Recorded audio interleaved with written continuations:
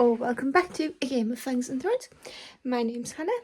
I write books and occasionally I read them too, and this is just another weekly vlog.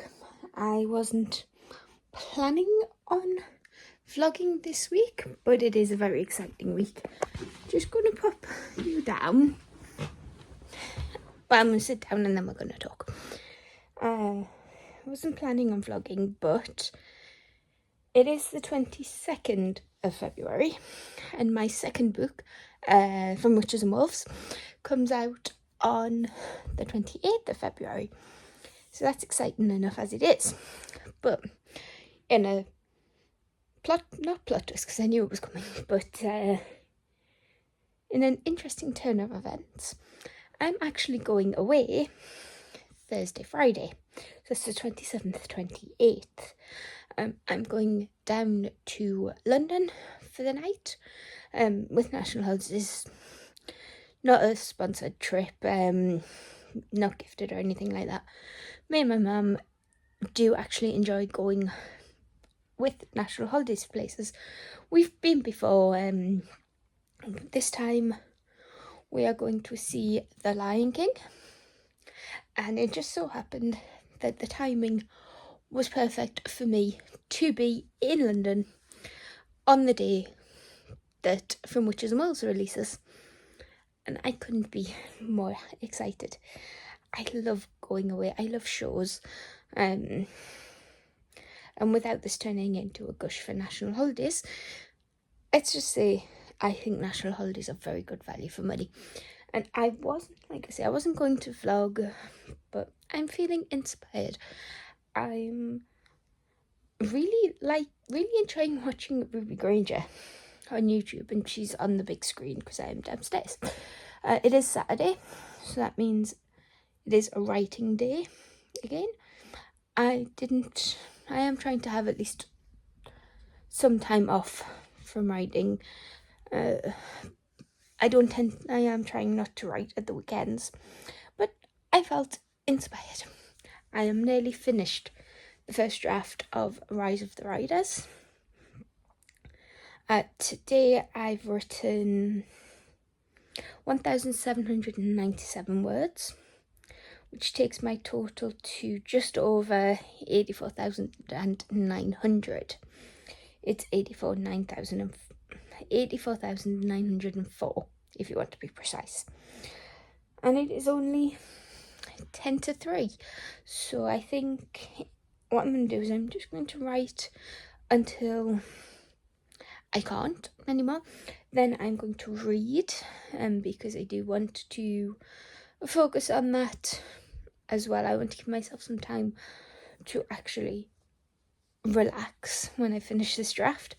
Yes, I will be having time off from writing when I am away, but at the same time I don't want to give myself loads of work to come back to.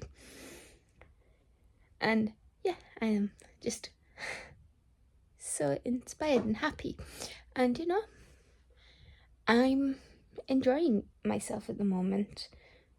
There's something about having a slow, cozy weekend where you just do what you want, and just enjoy yourself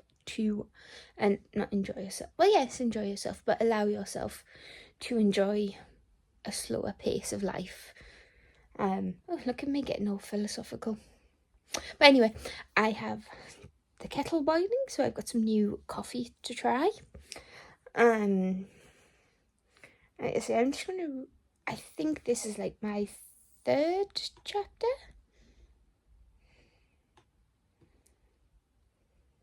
No, it's the second. I'm just about to start my second chapter for today. Although I am 740 words into that, and I tend to average about just over 1,000 words a chapter. The longest one is the beginning, and that's 3,000. But they tend to be between 1,000 and 2,000, the rest of them. So we are good, and we are definitely starting the declining action, you know, that slow part of Act 3 where things are just starting to come together. And because I have plans for Riders to be another series, this is where I'll start introducing some of the threads for the next book.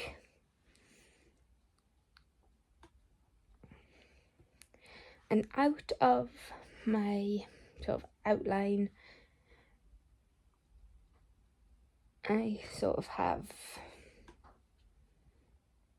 like 732 words, which are just major plot points, to be honest. So I think I'm definitely in like that last quarter of the outline, and I am very happy. Ask me this tomorrow or Monday and the answer might be different, but today I am relaxed and I am inspired and I am running with that inspiration. But now, coffee. Okay, so it's Monday.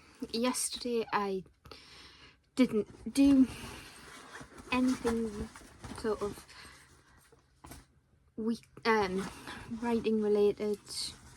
I did actually. I wrote about a chapter and a half, so today's my night off. I'm just packing for London, so we'll see what I've got on this stack and just sort of go from there. Does anybody else have days where they just can't seem to do anything? That's me right now. I'm just really tired, and I think it's because I've had a change in routine, in the sense that I wrote yesterday. I mean, I wasn't pushing myself. I didn't have to write yesterday. I just felt the urge to write, so I made the most of it. These packing cubes are so cute, and they are from Illumicrate, I think. They're just adorable. So I need some socks. I have a thing with not wearing matching socks, but nobody's gonna see them.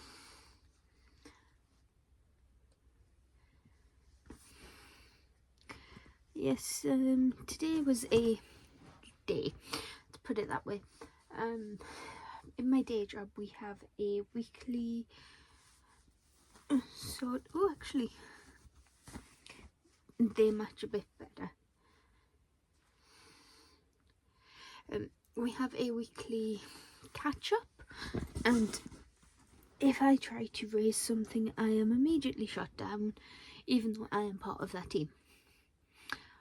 But so that obviously wound me up, so I'm just going to chill tonight. I did get some writing done at work, so it wasn't a completely wasted day, but I'm just going to enjoy a rare night off. I just need to,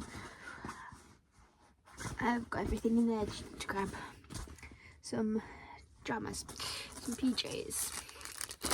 So that's the plan for tonight. I'm just going to have a nice little chill and enjoy myself, have a rest, because I am trying to be mindful of what my body needs, and I am aware that on Thursday, Friday my schedule is going to be so out of sync with myself. It's going to not be fun. Well, be fun and exciting, but I'll have a couple of days either side where I'm just not myself. So we'll get this closed for now, and then we'll pop some pajamas in, and then I think what I might do, I don't know if I want to knit or if I just want to watch telly, so we'll just see how I go. I mean, it wasn't what I had planned, but it is what it is. I am reading A Shadow of Night by Deborah Harkness, which is a sequel to A Discovery of Witches, and that is a chunker of a book, so I'll probably be taking that and my Kindle just in case. So I am enjoying it, actually. It's very historical. You can tell that Harkness, her day job before becoming a writer is a historian. I think she was an archivist. And that comes through in the way that she is able to create such rich atmospheres that feel grounded in reality. I wonder if I could use these as a chopstick in my hair. You know, do the but might be a bit stabby. That one is heavy. But sorry, distracted. So yes. If you weren't aware, Shadow of Night is the sequel to A Discovery of Witches, in which we meet Matthew, a vampire, and Diana, a witch, a non-practicing witch. In Oxford, Diana is she studies alchemy, or the history of alchemy. She's a scholar who has turned her back on witchcraft and that side of her past, but it all comes to a head when she is in I think it's the Bodleian Library. She is looking for one book, but what comes out of the archives is this magical tome that tells the story of creation of witches, vampires and demons. And so everybody tries to get, each one of those creatures tries to get their hands on it for one reason or another. Matthew starts off trying to protect Diana, but very quickly it becomes clear that they have a romantic bond. And the story pretty much just goes from there. It's very rich, very atmospheric. And can I tell you much more? Probably not, just for spoilers, but I mean, the cover I have is a pretty big spoiler for what happens. I don't want to say, but yes, if you've seen it, if you've seen the Sky TV film tie-in cover, yeah, you know. But it is so rich and atmospheric, and all the little details just make it perfect. But yes, I think that's that. I'm just going to finish packing and then just vegetate, just relax, I think. Okay, it's Tuesday. I ended up doing my nails last night. We just got some pretty sort of French tip false ones that I've just glued on, but I'm feeling much better after yesterday as well. I think I needed that night off. Definitely felt rejuvenated and inspired, because I was not expecting this. It would have been nice, but I was not expecting it. But I've just finished the first draft. We will let that sink in. So currently, let me just flip. The final word count is just over 88,500, and I wrote 1,912. I have no words. Yeah. I was not expecting that at all, and it did sort of deviate from the outline a little bit, but I finished it. I was not expecting that tonight. I think I'm just in shock, but it does mean that I can use I don't have to think for the next couple of days. I can let this settle, and then I can come back to it fully refreshed with a new set of eyes for this one. I don't think I'm going to make a start on book 3 of Magic just yet, and to let some ideas sort of come to mind with that, and then we'll make a start on that. But I finished it.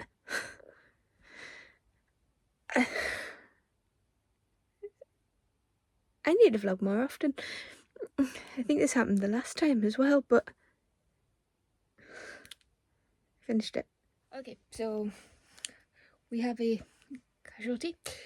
Lost a nail while I was in the shower. Well, no, I lost it when I was doing my hair after the shower, so I'm just trying to find the pouch where I put all my nail glues. But the out of office is officially on at work. I've just filmed a video for Friday. Yes, Friday, because that is, it's sort of a video for towards after. It's sort of a video for the release of From Witches and Wolves, while also promoting the first book as well, because it's hard promoting sequels, but we'll see how it goes. But I mean, I can tell you guys, if you've already seen it if you want to. I was reading the first book, the first chapter of the first book, so I'm scheduling that for Friday, so I can have a video go up on the day that Witches and Wolves releases. At this point, the Wednesday before it was available for pre-order, but I think more people are more likely to pre-order the first book. Let's pop this there for now, and then just wait for the second book to come out if they enjoyed it. And I mean, that's fair. I don't really pre-order anything myself. I think the only book I did pre-order recently was Onyx Storm. Why do I always end up covered in nail glue? I did sort of pre-order Onyx Storm from Waterstone. It's just the standard edition, just so I could have that, because I was terrified that I wouldn't get a copy and that it would run out before I could get to it. I mean, I still haven't read that book, but there is that. So in terms of projects, I think because I've just had a pretty hectic year and a half maybe of book. Well, I'm saying that it's book release, draft finish, without really having much of a break, especially since the vibes I'm going for with Riders are different to the vibes I'm going for with Magic. For one, Riders is a lot more closed door, hinted romance. The characters don't even kiss in this draft. That may change, but the vibe is a lot more different. So I think I'm just going to, and especially with not having much time between finishing the draft and then going away, which, I mean, it's lovely that that's happened, and I'm glad that it's happened the way it has, because I've got a couple of days where I don't have to think. I'm not that I would anyway, but I'm not worried about falling behind schedule or anything like that.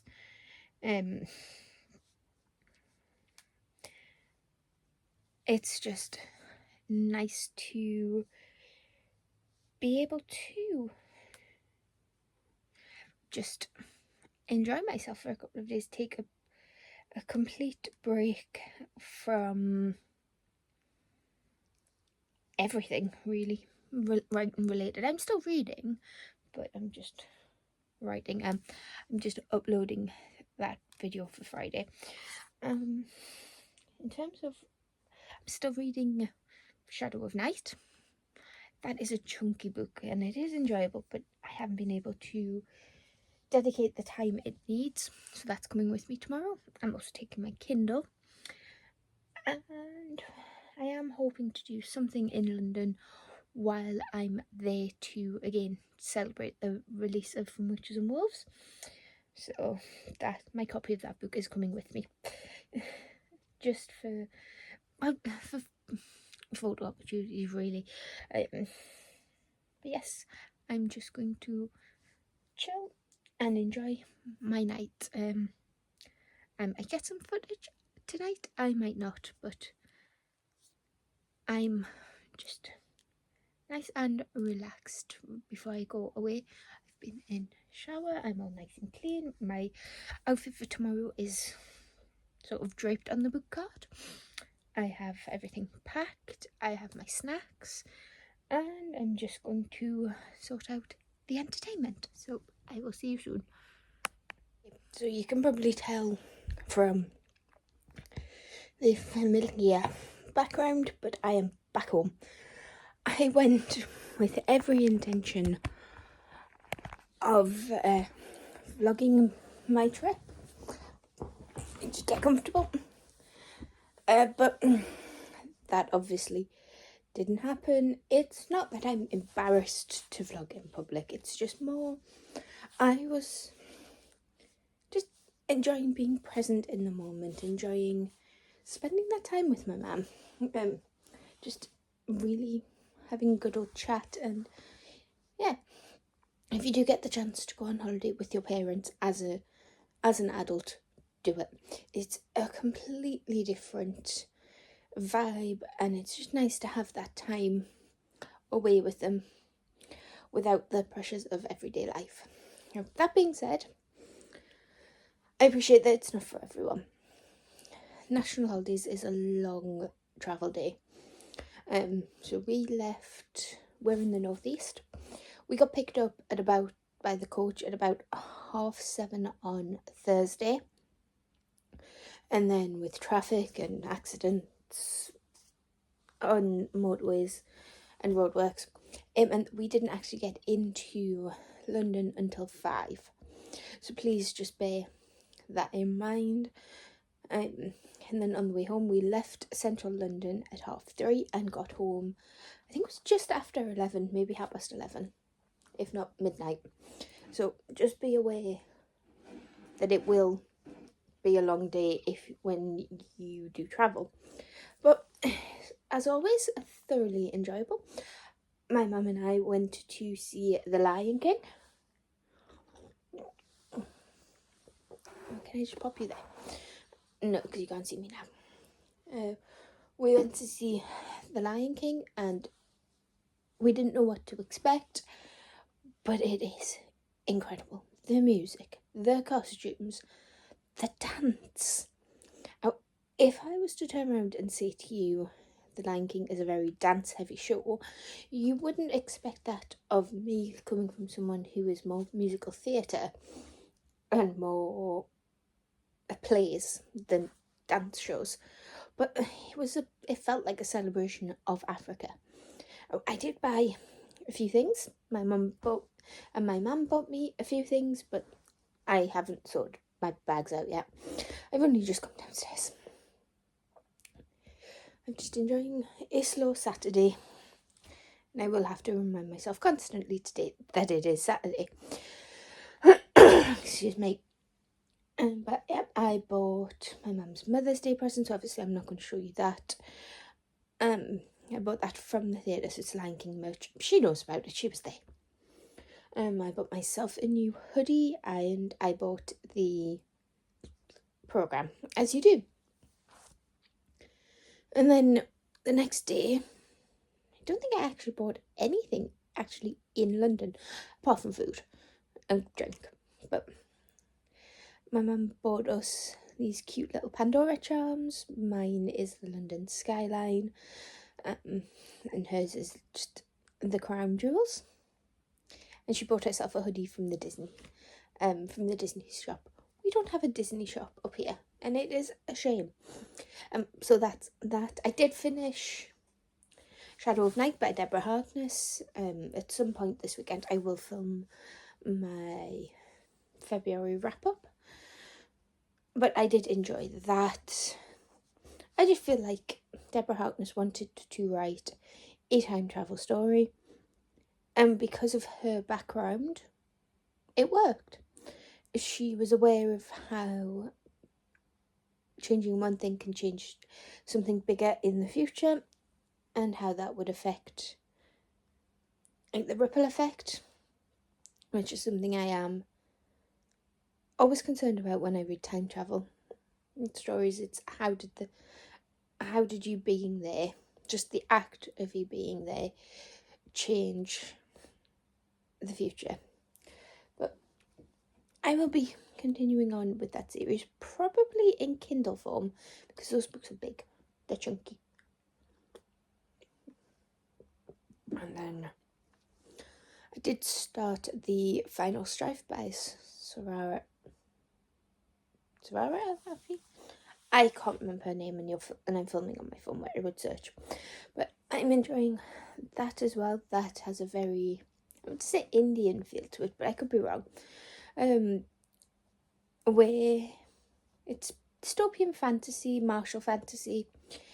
You've probably heard it before, especially since Ella Rafi's, it's Sarah Elafi, it is, I'm sure. But her new series, her Fairbound, is doing the rounds at the moment, which is meaning that her debut series is getting the press it deserves, because I do think it is very well written. But basically, in this world, you have 3 blood types. The ruling blood type, which is the Embers, they have red blood, and they also have magic. Then you have the Dusters, who have blue blood, and they are sort of like your working class, your oppressed people. Then you have the Ghostings, who, as their name suggests, have a translucent blood, and they are pretty much the slaves. They are the ones that are most hard done to, because of an uprising that was touched on in the past. And every ghosting child has their tongue cut out and both of their hands removed when I think they're about 2 months old, which is horrifying in itself. But that is as a method of, one, quashing any future rebellions from that class of people, and also by keeping track of the population. It's awful and it's disgusting, and I hope it stops. But we pretty much follow Hassa, who is a ghosting. We follow Sila, who is a duster. And then we follow Anua, who is as an ember. Now, when all of 3 of these characters were born, something happened called the sandstorm. I have just read this and I'm forgetting already. It was a long day yesterday. And I'm trying to remember what I can tell you and what I can't for spoilers. But basically, in order to right the wrongs, a new rebellion was formed going by the name of the Sandstorm. And one night they snuck in to the primarily dusters. They snuck in to Ember homes, the Ember side of the city, and swapped Ember babies for duster babies.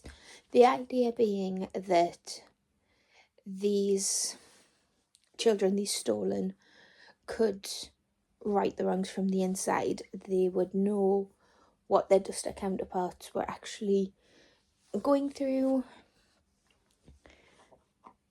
and could hopefully resolve issues to become a fairer society. They do this through a competition called the Arcady, and where I just left off, the Arcady had just started. Now, with Anua, well, you can pretty much guess where this is going.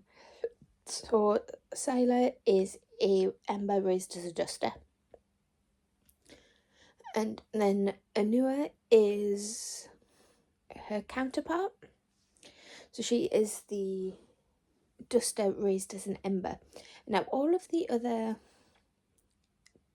Duster children were found and killed. Now, because of Anua's part and place in society, because of who her sort of adoptive mother is, she survived because it would be disastrous for her mother to say, yep, I was infiltrated too. And I am enjoying it. I think it's YA, but I'm not sure. But when does that ever stop me? I just have to be careful who I recommend things to when I do that. Yes, I am very much enjoying it. It has a Hunger Games feel to it, but I think anything with that fight to the death, that competition element, that competition to better yourself, and the corrupt government, that sort of caste system, does have a Hunger Games feel to it now, simply because I got Hunger Games first. I'll need to check, but I think it probably came out about the same time. But because of the Ember's ability to wield magic, this definitely feels more fantasy than dystopian. Yes, I took my nails off on the bus. They were starting to lift and they were annoying me.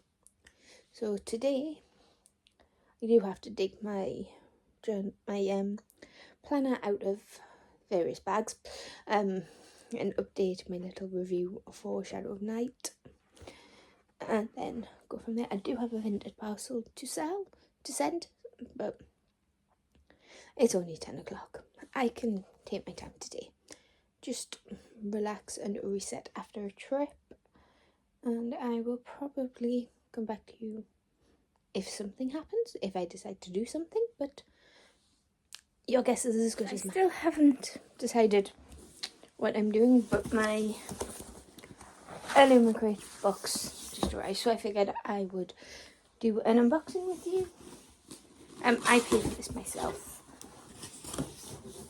And just get the monthly YA box. Well, to be fair, I think they just sort of have a theme and go run with it. You all know what Illumicrate is, but we have the spoiler card.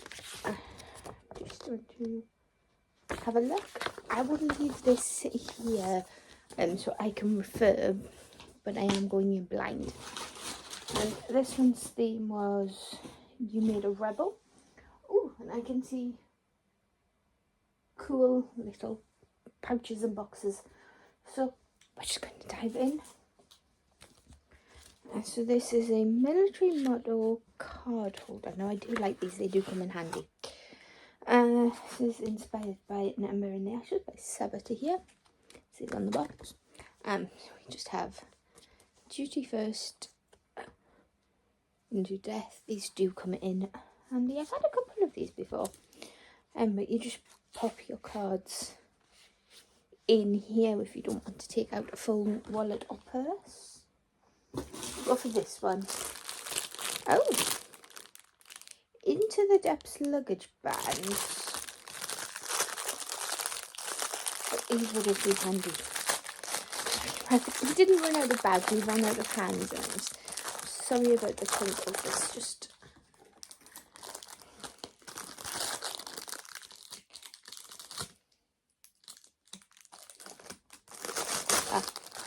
found it. We did use the packing cubes, but I used some packing cubes that I got from Illumicrate. I've got loads to put in the so I guess the idea is you just put them around your case and you know which one's yours. Now I'm not going to unravel them, but you can see the pattern on that one. And pattern on this one. I like the colours on that one, but I like the creature on this one a bit more. So we have those. We have a little pouch which has no label, so we will have to check. But I think this is for brushes, maybe, or pencils. Like a little pencil case. Yes, it's a little folding pencil case. You've got a pouch here, some clips, or is this a This might be a jewellery holder. Yes, it is a jewellery roll. Inspired by The Adventures of Amina al-Sarafi, which I did enjoy. But yeah, I think the idea is that you put everything in here and then you can roll it up nice and tight, and it's velvet, which I don't normally like, but I can put up with for, it's a sensory thing. I'm funny with the feel of velvet.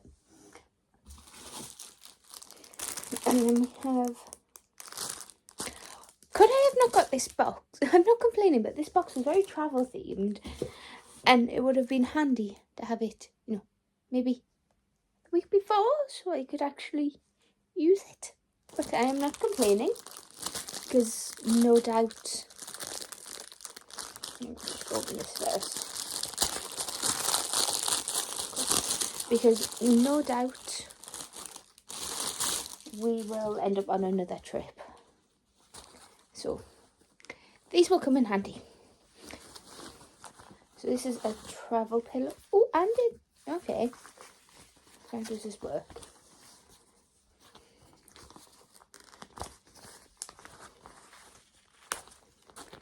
Okay, so do you blow it up?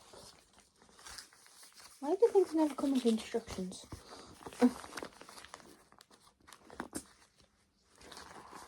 Oh, so that sort of inflates?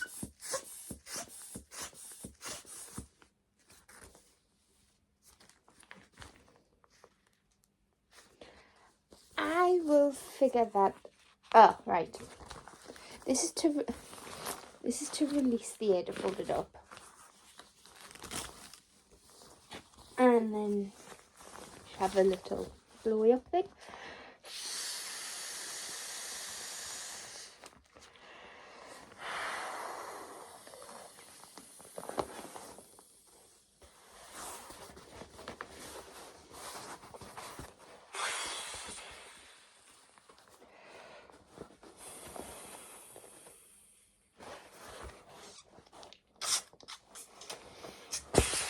And then I can never get these closed without letting all the air out, but you get, and then you blow it up and then just attach it, and then when you're done,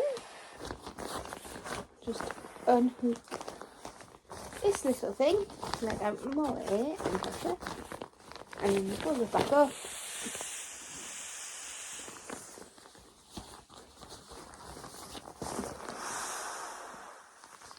And then put it back in the bag. That is nifty. I like that, and because it folds and because it sort of deflates, you can get back in the bag. You're only carrying this around with you. That is clever. I like that. And so I'm wondering if this book has anything to do with travel. I think it's Rebel Uprising, definitely, for the theme of the book. The theme of the box, but... oh, pretty edges. Just seen them through the bubble wrap.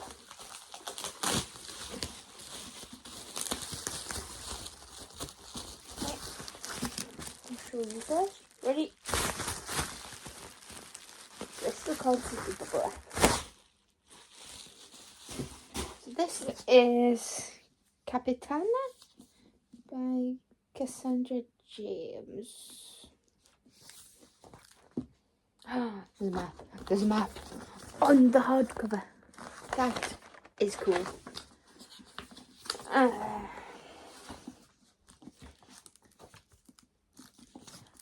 We got some piratey edges here, and then different on both sides, but I think we have a visually impaired captain, pirate captain maybe, but we do have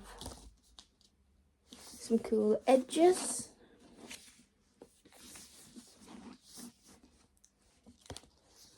We have a bound in author. I like them being bound in, I have to admit. There's the signature. I've heard nothing about this. Let me show you the back. Oh, it looks like an old book. Look at that. I like that. Vengeance belongs to those who wait, so this might be a revenge story. Well, that makes sense, Hannah, because the theme of the book is you made a rebel, and rebels usually want revenge and disruption. Let's just read it. Without choking on spit.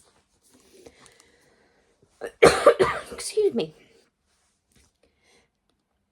Justice will be served to pirates and their sympathiser. Ximena, Ximena, Real has spent her life training to become one of the black-cloaked cazadores, seafaring hunters who capture the pirates pillaging the Lucian Empire, or Lucian Empire, depending on pronunciation.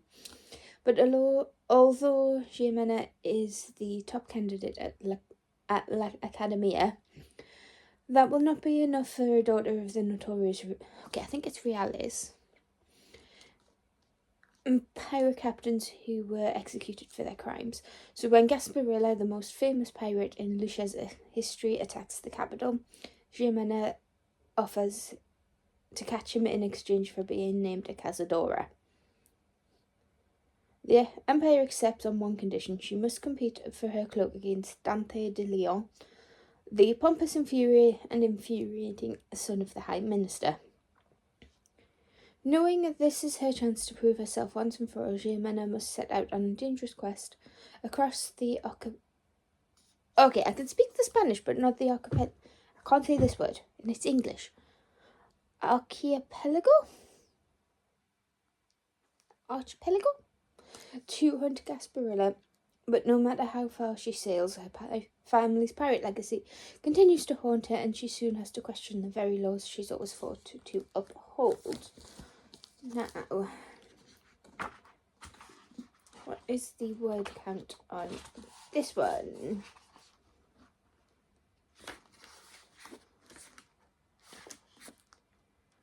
And I think we get some... Oh, there's an exclusive bonus chapter. Anyway, about 385. So, Cassandra James grew up in a mixed immigrant family with a penchant for storytelling. Recently graduated from Princeton University with a degree in English, focusing on creative writing. After travelling solo around the world for several months, interesting. She landed in Orlando, Florida, where she now spends her days cooking Colombian food, obsessing over Broadway musicals and occasionally swashbuckling. So this is a debut. I'm wondering how much of her travels, the author's travels, will be influencing this storytelling, and if that can give it that richness of a first-hand experience. But I like this. I don't know what my favourite item is, but I am very intrigued by how well that pillow holds up. And again, I'm not complaining. I like the items. I just wish I could have got this last week, so then I could have actually used these items. But I will have another trip soon, so they will come in handy for something else. But yes, I do like that jewellery roll though. I really do. I think my favourite item has to be the pillow. But yes,